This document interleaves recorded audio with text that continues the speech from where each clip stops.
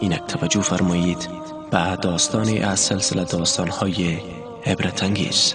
داستان کنونی ما تحت عنوان کلید بدیها می باشد. داستان را با هم میشنویم. می گفت دوست صمیمی داشتم که برایم مانند برادر بود. او هفته گذشته در یک تصادف کشته شد. از الله متعال برای او مغفرت و رحمت می خواهم.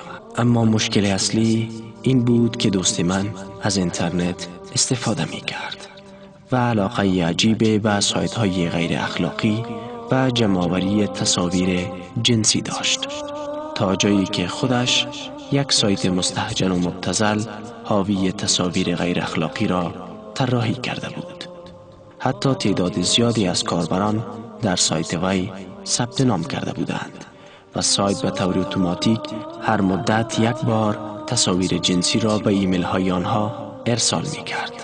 اما او ناگهان از دنیا رفت و مصیبت بزرگ این بود که ما رمز عبور سایت را نداشتیم که آن را تعطیل کنیم. در مسجد در حالی که منتظر بودیم نماز جنازه بر وی خوانده شود به این فکر می کردم. پشت سر جنازه در حالی که او بر دوش مردان بود به همین فکر می کردم در قبر چه چیزی در انتظار او خواهد بود. به قبرستان رسیدیم. قبرهای ساکت و وحشتناک. مردم دور قبر او جمع شده بودند. به داخل قبرش نگاهی انداختم. وای خدای من، در این قبر چه حالی خواهد داشت؟ بعضی ها داشتن گریه می کردند.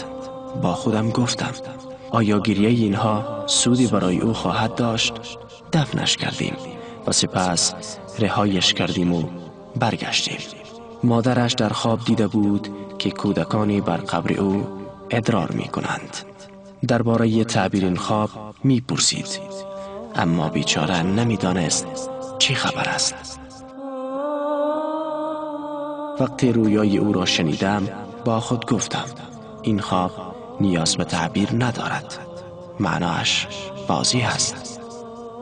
این کودکان کسانی هستند که عکس‌های مستهجن و مبتذل برایشان فرستاده شده و آنان نیز آن عکس‌ها را به کسان دیگری که نمی‌شناسند می‌فرستند. چه مصیبت بزرگی! چطور خواهد توانست گناه اینان را به دوش کشد؟ هر کس به سوی یک گمراهی دعوت کند و مانند گناه کسانی که از وی پیروی نمایند بر دوش او خواهد بود و از گناهان آنان چیزی کم نمی شود. خیلی سعی کردم به او کمک کنم. برای شرکتی که آن سایت را پشتیبانی می کرد نامه ای نوشتم که اشتراک وی را لغو کند. برایش نوشتم خواهش می کنم، او مرده است. اما توجه نکردند. نشستم و به حال و روز او فکر کردم. چقدر به او می گفتم چطور می خواهی گناهان دیگران را به دوش بکشی؟ چگونه می خواهی کلید برای بدیها باشی؟